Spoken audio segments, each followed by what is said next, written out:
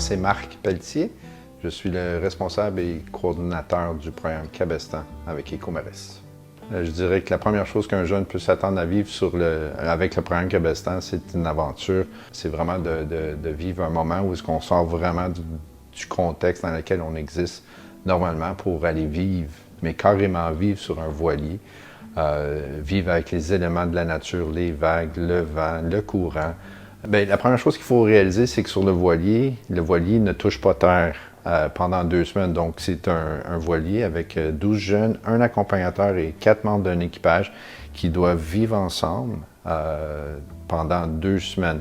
Donc là, on parle de faire le ménage, faire la cuisine, faire la vaisselle, réussir à naviguer, continuer à apprendre ensemble les topos que l'équipage ont à partager avec les participants.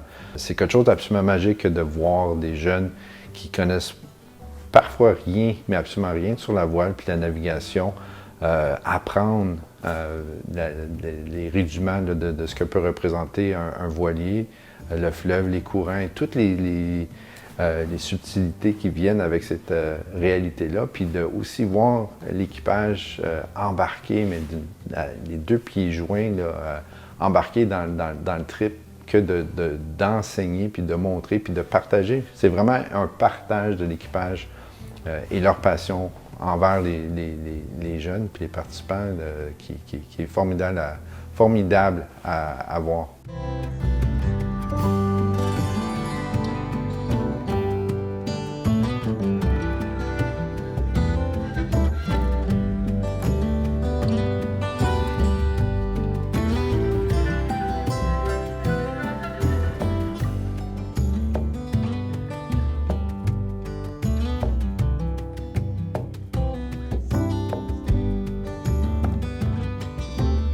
Il y a plusieurs apprentissages sur un cabestan.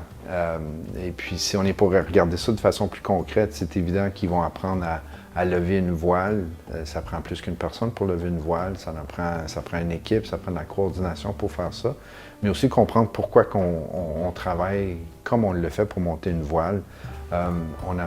Les jeunes apprennent aussi avec les topos au sujet du fleuve, les courants, la façon dont la faune interagit avec le voilier et l'environnement dans lequel il se retrouve. Parce que le voilier, le programme Cabestan se promène un peu partout au fleuve Saint-Laurent, puis il y a des réalités de la faune dans plusieurs sections du fleuve Saint-Laurent qui sont très différentes l'une de l'autre. Tout simplement faire des nœuds adéquatement. Il y a plusieurs nœuds. Je ne vous apprends rien en vous disant ça là, sur un voilier. Il y a aussi la lecture de cartes. C'est une chose d'avoir Google Maps sur son téléphone, mais c'en est une autre sur un voilier que de comprendre où on se situe sur le voilier, la vitesse à laquelle on navigue, et puis de mettre toutes ces informations ensemble pour en arriver à pouvoir déterminer l'endroit où on s'en va, puis à quelle vitesse, puis sous quelles conditions qu'on va pouvoir s'arriver là. Et puis les jeunes apprennent à aussi revenir un peu dans le temps, puis de reconnecter avec l'histoire du fleuve Saint-Laurent, l'histoire du Québec et du Canada et de l'Amérique du Nord à travers cette voie maritime qui est absolument extraordinaire.